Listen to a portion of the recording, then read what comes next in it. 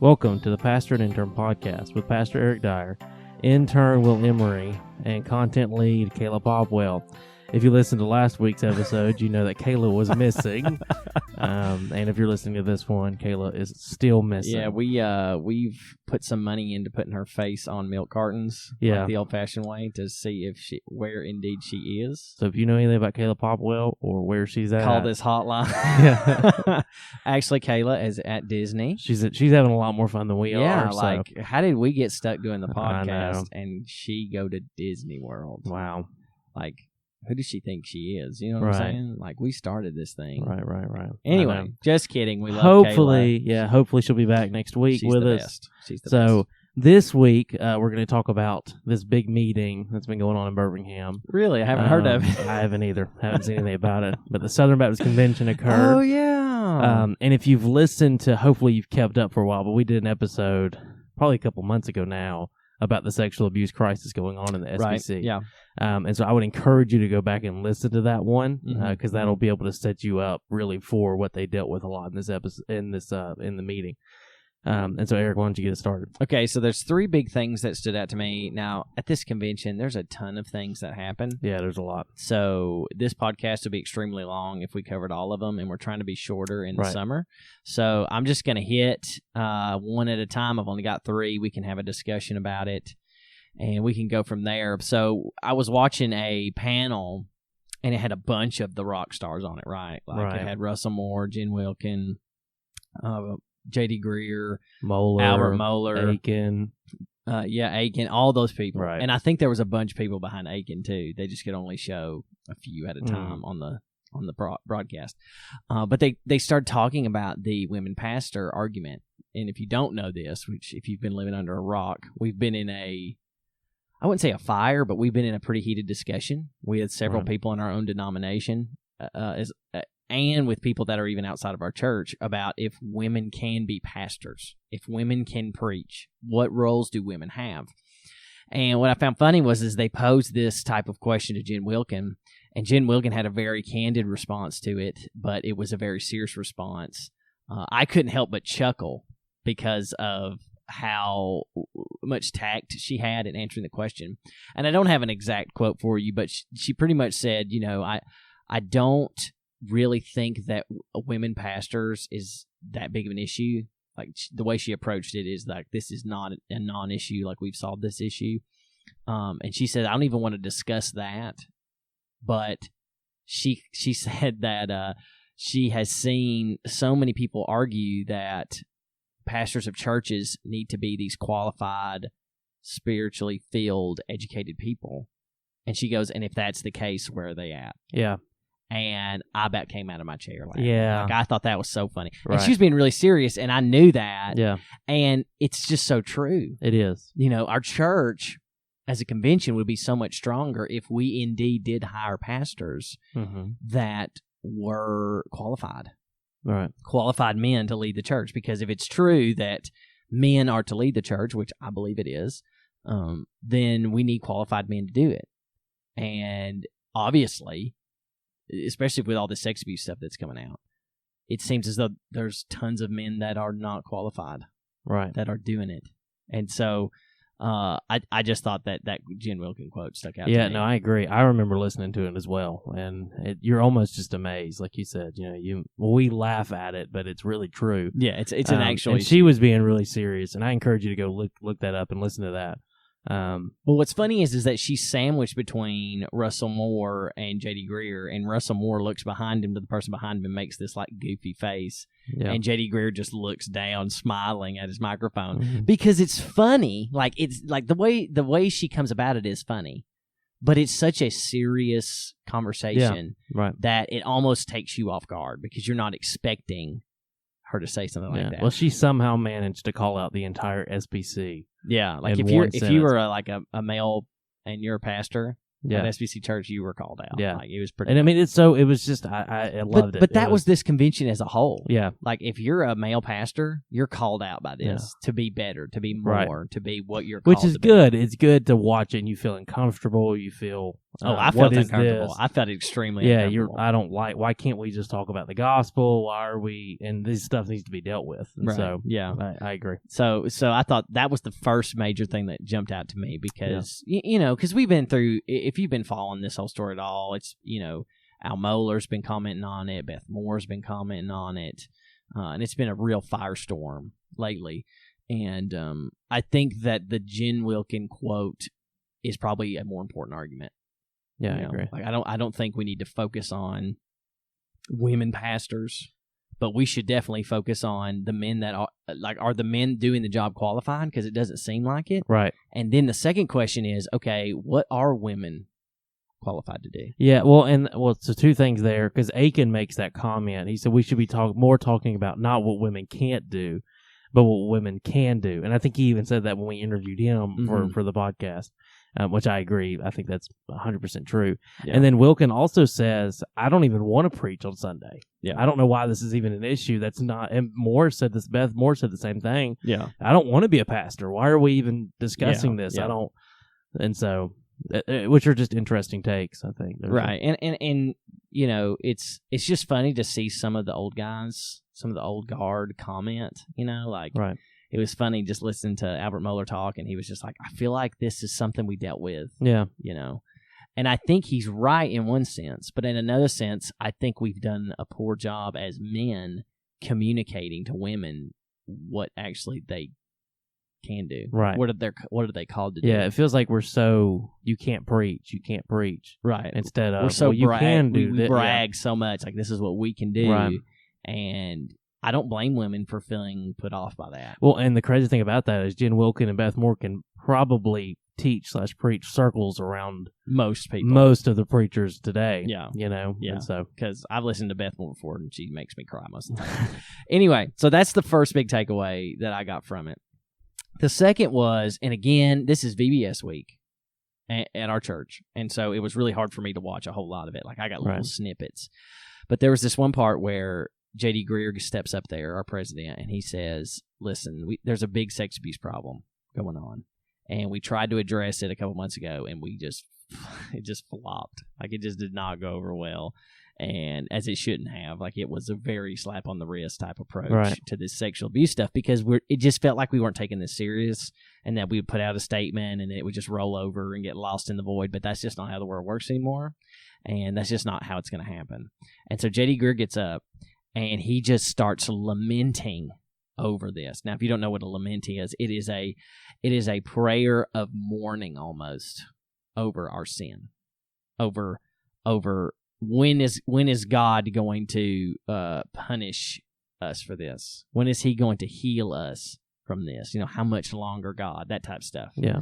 And he started it out, and they read different scriptures that went along with God in his own way of healing people and seeking repentance and punishment and resurrection, things like that. And J.D. Greer, he read some. Mike Stone read some. Several ladies got up, even some who had been a part of sexual abuse themselves, who had been abused. Also, they had I watched a video of a lady talk about her abuse when she was a kid, and she was actually there, and they gave her a standing ovation or whatever. Like, that was pretty powerful. Mm-hmm. Like, that video was hard to watch. Like, it was hard. And anyway, and so they do all these prayers, and I mean, they probably had 6 prayers over the lamenting, over the tears that we've done. And they were saying some pretty rough stuff, I'm not going to lie, like things that really hurt. Like, God, if we loved our children more, this would not have happened. Mm-hmm. God, if we cared more about our children, this would not have occurred. And you want to defend the church. You want to say, well, nobody's perfect, and, there's sinners and stuff. Yeah, that's true, but that would have been true with a couple of cases. Yeah. But there's over 700. Yep. Like, we really need to get it together. And I think this is the start of me praising J.D. Greer, okay? Because I know that a lot of people don't like J.D. Greer for whatever reason, but I love J.D. Greer, okay? Like, now I'm not saying we identify on everything, but I read enough of his books, his articles, and heard enough of his preaching to kind of know where he stands on literally everything. And so I don't know. It's just I feel like he handled it as well as he could have, and it was basically the majority of what there was to talk about was this. Right. Yeah, that was majority of the convention was about. Right, and he even had the ERLC get up and make a statement. Yeah. And then took questions, which that's kind of a crapshoot. Yeah. You know how it is with these crazy people that get up and ask questions. Yep. If you got up from First Baptist Church and asked a question, you're not crazy. Anyway, but that was the second biggest thing I took away from it was this was something we could not hide from. No. Well, and it's good. It was good. We had to deal with it. And so it was good in that aspect. It's sad that it even happened, that the cases occurred, but it's good to see it being. Well, it just got brushed under the rug for so long. Yeah, and I don't want to rehash our podcast that we had about this whole sex abuse Yeah, thing. go listen to that. But it looks like we're making progress in the right direction. Right, like because that's encouraging. Because there's in no way that we can repair this. Right. There's no way that we can like make up for it because children were hurt in this. But at the same time, there has to be change. There has to be repentance of sin and a turning from that sin and seeking a new way of doing it. And with new people taking on new roles and not just the same old people being in the head of Southern Baptist Convention, we're finally seeing growth and maturity and change. And that hurts. Change hurts. Yeah, no, it does. But but it's necessary. Right. Well, and I think it shows a lot about Greer as well for him to number one, to be the president during this. I mean, with the SBC's been in the news, not in a good way. Yeah. For at least the past 7-8 months. Yeah, it's really bad. For a year, ever since Patterson, ever since all of that stuff came out. Yeah, it's almost been 2 years. The SBC has just been slowly going down and down in the news, in the media. But I think we've seen breath of relief this past week. Yeah. That's moving back. But for Greer to take that position, knowing what he's about to go through, knowing what's coming ahead, and then going through all this stuff, and then for him to take the podium and say, "Look, God, when are you going to punish us for this? Yeah, God, we failed." Yeah, exactly. And I think that's leadership. He doesn't blame anybody. He's not pointing at somebody. Didn't else. Make excuses. No, none he's of saying that. we've completely failed. How do we? Because he said this, and I totally agree. And he said this a million times if you've been following the convention. But he said, "This is a gospel issue. Yeah, this is not a church issue. This is not a." This isn't some sort of trivial thing. This is a gospel issue. Like, if we believe that the gospel is what it says it is, then this cannot be an issue anymore. Like, we have to fix it. Like, we have to do something about it because it literally fights against the gospel that we are founded on. Yep. And I think that's a whole part of his gospel above all thing that he's pushing, which is amazing, by the way. I don't know if anybody who's listening has looked into that. Before we move away to this third thing, I thought it was interesting that Matt Chandler was there. Yeah. And he was like on a panel for like 10 minutes or something. Right. Which has to really stink for him because A, he's on sabbatical right now. Like, he's not even preaching in his church. Right. And B, because they dealt with this like a year or two ago. Yeah, so this case came out about this abuse crisis going on in his church. It happened like 8 years ago. Yeah, 8 years ago at a children's camp. And then he even on the stage, in front of his, when he was preaching, talked about it. Yeah, and said what they're doing, how we're going to handle it. They put it on the front of the website, too. Yeah, right. So it was well known that this was occurring, and this was probably back in October, maybe September, October. This was later last year. And he had to, like you said, he was on sabbatical, and he even makes the comment in his little thing that I couldn't even get in here. I don't even have a thing around my neck. Yeah. I'm not even supposed to be here. But this article came out last week or maybe earlier this week from the New York Times about the family felt like they weren't cared for enough and loved on well enough by Matt and the pastors. Yeah. And so he had to come out and address that situation. And that's just no good for anybody. And I really like Matt Chandler. Yeah. And so, and I'm not saying I don't like the family, but there's just so many dynamics there. Yeah. And that he had to come out again and talk about this. And he even says when he's being interviewed, my daughter was in the next cabin over from where this was happening. Like, there's no way to think that I don't care about what's going on. Right. And he explained everything. like from Yeah, he beginning did. to end, Right. working with the police, working with them directly. And he pretty much communicated, correct me if I'm wrong here, but he said that he didn't really have a lot of anything to do with the family because of his schedule. Yeah. Well, not only that, but the family's also at a satellite campus. So they're technically at the village church, right? That would be Right. considered, but Yeah. they're like 30 minutes down the road in another. Right.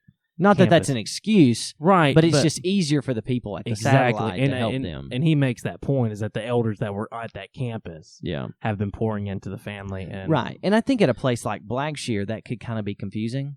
Right. Because we have one church. Yeah. And we're kind of in a small, tight-knit community. And so it's kind of expected, like, hey, the head pastor is going to be there and he's going to do that, which he should do. Like, don't get me wrong about that.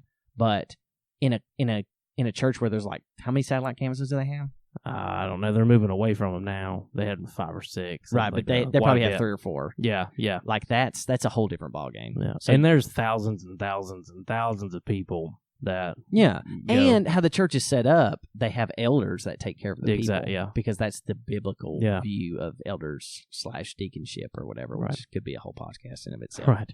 Anyway, so the third thing was I just felt an overwhelming sense of unity.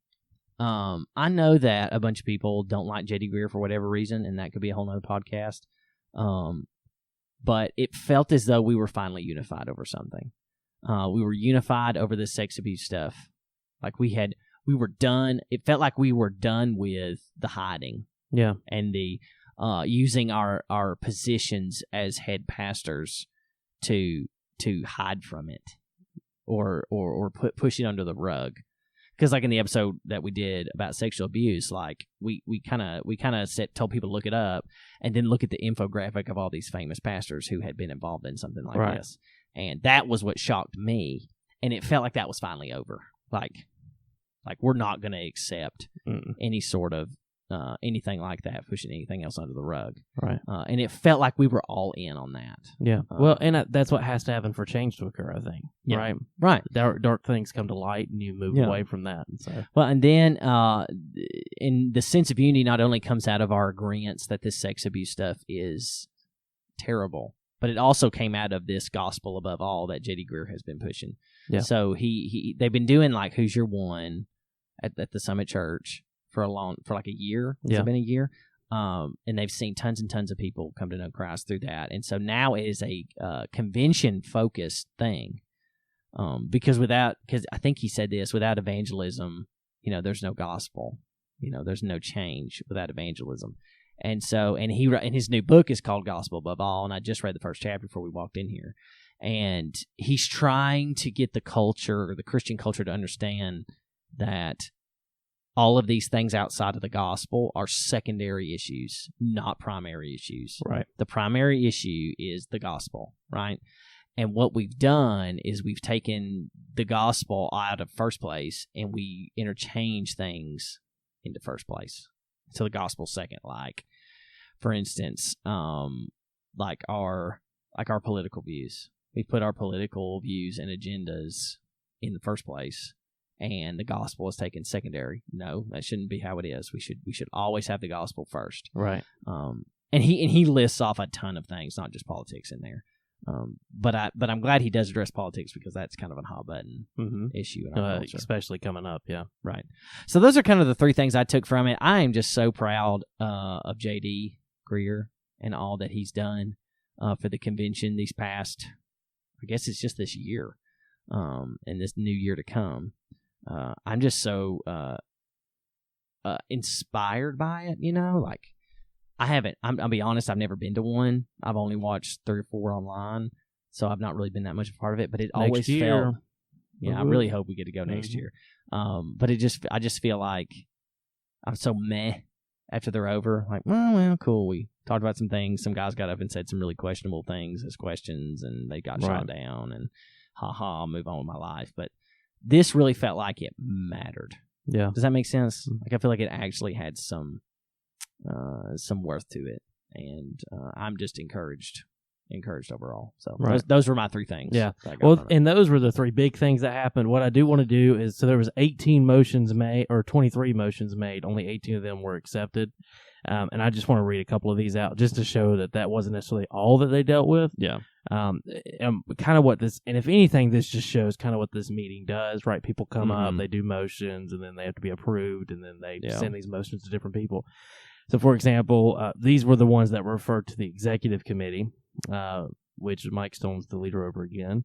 That the executive committee consider modernizing the nomination process and technology for the SBC's boards and committees. Whoop, whoop. That's probably good. A comprehensive report be given at the 2020 annual meeting on the progress of 12 recommendations adopted by the SBC in 2011 for expanding ethnic participation in the convention. Yeah, we need that. There's way too many white people. Yeah. There was a motion to request that the executive committee amend the SBC's business and financial plan where necessary to strengthen the fiscal accountability of the SBC's entity to the convention. Wow, that's a whole lot of words. Yeah, I know. Yeah. They wanted to add this one's interesting. So there was a motion made that the convention convene a study committee to update the Baptist Faith and Message 2000 to include a 19th statement declaring, quote, God will restore national Israel like Romans 11 says and bring about a reunion with her neighbors in the Middle East, end quote. Interesting. And that got accepted? And apparently it was moved to, I don't know that they got accepted, but it moved to like, hey, you need to look at this and see what you can do about it. Wow. To the executive I mean, I'm not committee. shocked by that, but that's interesting. Yeah, it's it is. interesting for sure. It is. There's another one to amend the Baptist Faith and Message, Article 6, to state, quote, while both men and women are gifted for service in the church, the office and function of the pastor is limited to men as qualified by Scripture. Apparently it doesn't say that in there. It doesn't say that in there? Guess not. Huh. There was another one. The executive committee created an official statement regarding the social gospel, what it is and what role it should have in the ministries of the SBC. Interesting. Consider a day of special emphasis and prayer for the global persecuted church. Yeah, that's a good one. Let's see. So this one is okay. So there was one about honor the Baptist Faith and Message 2000 next year because it's been 20 years. Wow, that's right. That will be 20 years. So they praise the wanna have Lord, like they did it in 2000. Give us an even mark. Right. We It's don't even have easy to to think about it anymore. Right. Yeah, that's pretty nice. So these were referred to the ERLC, which, and if you don't know, that's the Ethics and Religious Liberty Commission. So they're the one That's Russell Moore and his crew. Yeah, and they deal with I guess all the ethical issues in the SBC. Yeah, they deal with ethical issues and where we stand on said ethical issues. Right. Yeah. So this one was made as a motion requesting that the Ethics and Religious Liberty Commission study the effects of birth control pills, IUDs, and other contraceptives, yeah. devices to see if they have any effect on a conceived child and report their findings in 2020. Interesting. I don't know that you'll be able to do that in a year. I don't know. ERLC's to implement a process to provide trauma counseling for survivors of abuse. Yeah, that has to happen. Yeah. Right. Mm-hmm. Be prepared for attacks on the pulpit. There's one to Lifeway. To look into including a gospel presentation in each lesson for children through the 6th grade. There was one referred to Southwestern. This one's interesting. Southwestern Seminary. Yeah. That the convention requests the trustees of Southwestern Baptist Theological Seminary to authorize the seminary president and legal counsel to pursue the lawful recovery of school property that may have been removed from the president's home. Yeah, I saw that on Twitter, and I was like, that's very interesting. I didn't know they did that. Yeah. I don't understand it. That whole Southwestern thing is a mess, but it is what it is. Yeah, and then finally there was one to request that the Council of Seminary Presidents make the most recent Baptist Faith and Message the only doctrinal statement faculty is required to sign. Interesting. So. I would like to see what other seminary. What did you say there were 5 that were shot down? Is that what you said? Yeah. Is there any like weird highlights from that? Let me see if I can find it. Oh no, those were ruled out. So these are the ones that were ruled out. No, this one just to amend the report of the International Mission Board. It says, and this one says they were ruled out of order by the Committee on Order of Business, citing legal or polity constraints that prohibited their consideration. So I wonder if maybe like the funny ones or the crazy ones don't even make it. They don't even make it to this point. Yeah. They're just like, no, that's crazy. Now, and then before we end, did you happen to see the seminary president's reports?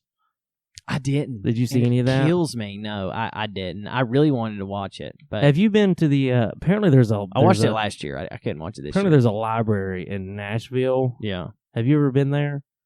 Well, no. Apparently they were doing something with it. I don't know. But I thought Greenway did well because it was his first. Yeah. He's really passionate for Southwestern. It seems gave their 4 pillars. Yeah. He did well. Aiken, of course, did well. He's good. And then Dew got up, which Did is he? crazy. He's only been president for like a day, 3 days, but yeah, he got up and did it. So that's cool. That's cool. But that's the Center Maps Convention. So we're making progress in the right direction. Yeah, I really Hopefully. hope we go next year. We could do the podcast there. That would be cool. That'd be really cool. That would be cool. But we'll just have to see how the scheduling and all that pans out. As always, we want to thank our church community for all that they do for the podcast. Without you, we wouldn't be able to do it. And we want to thank you for all of our listeners. If we didn't have you, we would have no one to express our thoughts to. And so, again, thank you. If you have not already, please leave a rating or review on your podcast app of choice. Hopefully this will get our message out to more people. Make sure to check out our Facebook, Instagram, and Twitter pages to get up to date on all things that deal with the podcast. Next week, we're going to talk about the VBS. My yes to VBS. Yes. We are for the word, for the truth, and for the church. Thanks again for listening to the Pastor and Intern Podcast.